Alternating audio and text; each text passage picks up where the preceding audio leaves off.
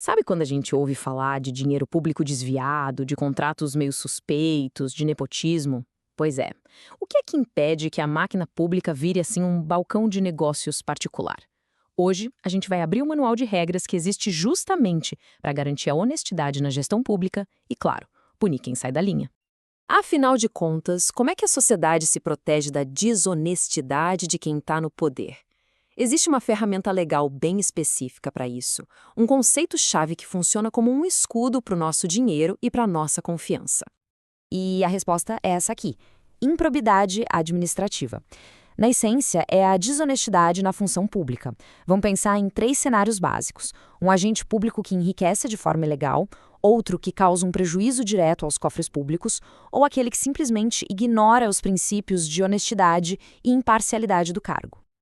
Ok, vamos parar um pouco aqui porque este é o ponto mais importante de todos. Para que um ato seja considerado improbidade, não basta ser um erro ou uma má gestão, não. É preciso provar o dolo, ou seja, a vontade, a intenção clara e consciente de cometer aquela ilegalidade para conseguir algo ilícito. Sem a intenção comprovada, não há improbidade. É simples assim.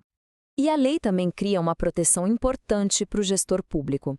Se uma decisão foi baseada numa interpretação razoável da lei, mesmo que essa interpretação seja polêmica ou que existam outras, isso não é improbidade. A ideia aqui é punir a má-fé e não uma divergência sobre como interpretar uma norma. Bom, esse é o nosso roteiro de hoje.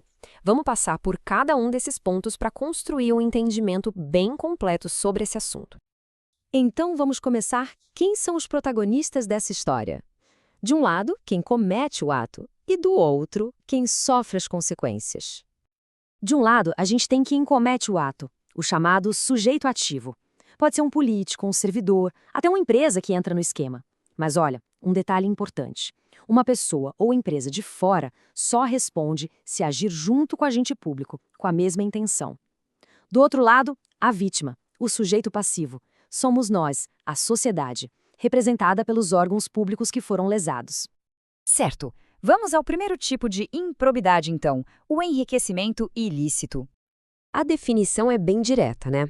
É quando o agente público usa sua posição para obter uma vantagem de patrimônio que não deveria ser dele.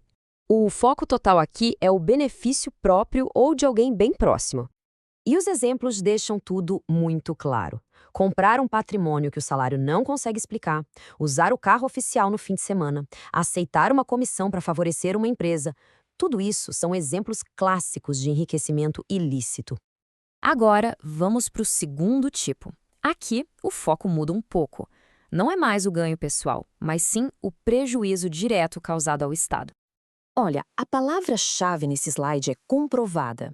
Diferente de outras situações, aqui a perda financeira para o Estado tem que ser real e precisa ser demonstrada. Não dá para ser uma perda presumida, sabe? O prejuízo tem que ter acontecido de verdade. E aqui a gente vê como isso acontece na prática. Dar um benefício fiscal sem seguir as regras, dispensar uma licitação que era obrigatória e por isso acabar pagando mais caro, ou simplesmente gastar dinheiro público sem ter autorização. Todas essas ações causam um dano direto ao patrimônio de todos nós. Chegamos na terceira categoria, que talvez seja a mais ampla. Ela lida com a quebra dos deveres éticos da função pública.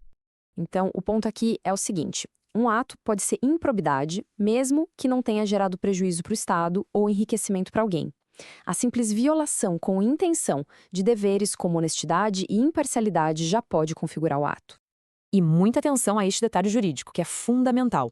Diferente das outras duas categorias, que tinham listas de exemplos, a lista de atos que violam os princípios é o que se chama de taxativa. O que isso quer dizer? Que só o que está escrito ali na lei pode ser considerado improbidade nessa categoria, nada além daquilo. E os exemplos na lei são bem específicos mesmo. Praticar nepotismo, usar a máquina pública para se promover, negar transparência a atos que deveriam ser públicos ou vazar uma informação sigilosa, tudo isso são violações diretas dos princípios da administração. Certo, já entendemos os tipos de improbidade, mas e aí? Como a justiça age e quais são as consequências para quem comete esses atos?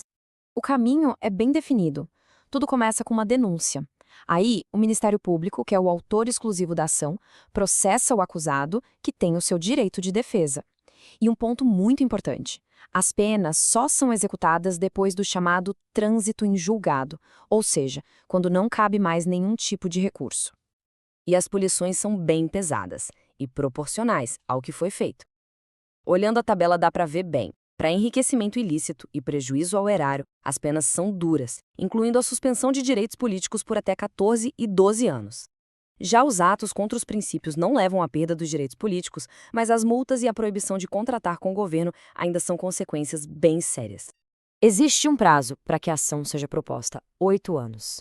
Esse relógio começa a contar a partir do momento em que o ato aconteceu. Depois desse período, o Estado simplesmente perde o direito de punir por improbidade administrativa. A lei também tem um mecanismo para se proteger do mau uso. Acusar um gestor de improbidade por pura má-fé, sabendo que ele é inocente, também é crime. É uma forma de evitar que a lei vire uma arma de perseguição política. E a gente termina com uma reflexão. A lei, hoje, exige a prova da má-fé e estabelece um limite de tempo bem claro para a punição. Diante disso, fica a questão no ar. Será que esse equilíbrio entre proteger o gestor honesto e punir o desonesto é o mais eficaz para garantir a integridade da nossa administração pública? É algo para se pensar.